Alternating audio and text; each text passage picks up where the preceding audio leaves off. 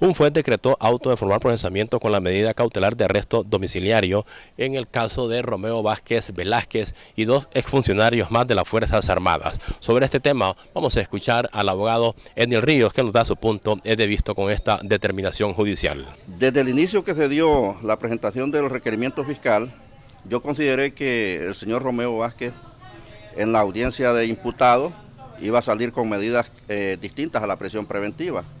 Precisamente porque los crímenes de lesa humanidad, se supone que en el requerimiento fiscal contra el señor Romeo Vázquez nunca se echó a relucir.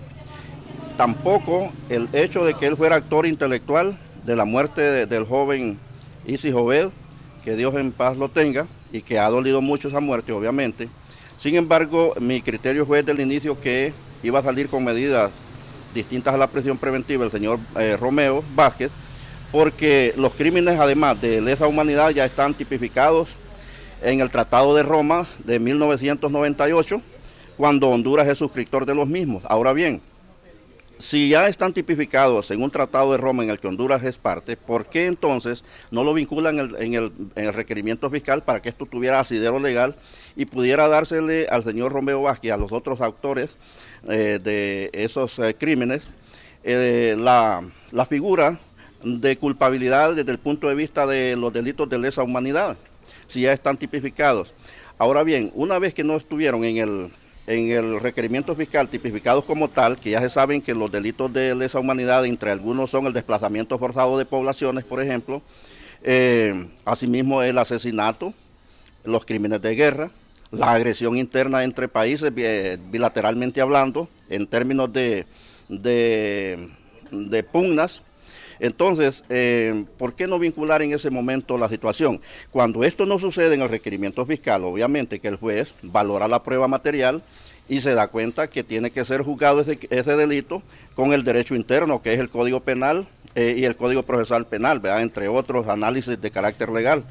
Por eso yo, Mario, creí que desde el inicio le iban a dar medidas distintas a la prisión preventiva, es decir, en otras palabras, lo que decía la gente antes, ciudad por cárcel, ¿verdad? Que es lo mismo que decir esto, ¿verdad?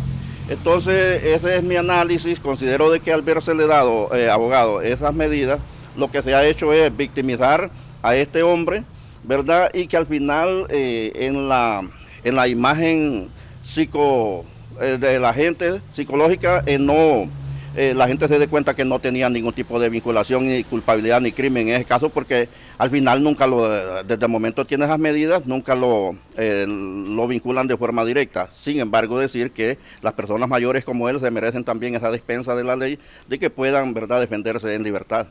Sí. Bueno, ahora la otra situación. Si no hay ninguna prueba científica, no hay ningún asidero legal como usted manifiesta, ¿por qué entonces estas medidas considera que es un show mediático, que es una persecución política, o de repente, pues, no sé, pueden haber otros intereses? Mire, Mario, usted como abogado sabe que existe la analogía jurídica, y por pura analogía jurídica consideran que él era culpable del hecho de ser el jefe de las Fuerzas Armadas, y precisamente por eso nada más. Eso es lo que consideramos ahora. Pero no hay una prueba material que diga él dio la orden, ¿verdad? Hay testigos que testifiquen que él dio la orden de que se sacrificaran la gente en ese momento de la descomposición social que había en ese momento por el hecho del golpe de Estado, y por lo tanto, ¿verdad?, es pura presunción al final. Con este reporte vamos a regresar a los estudios de Canal 23. Les informó Mario Cano.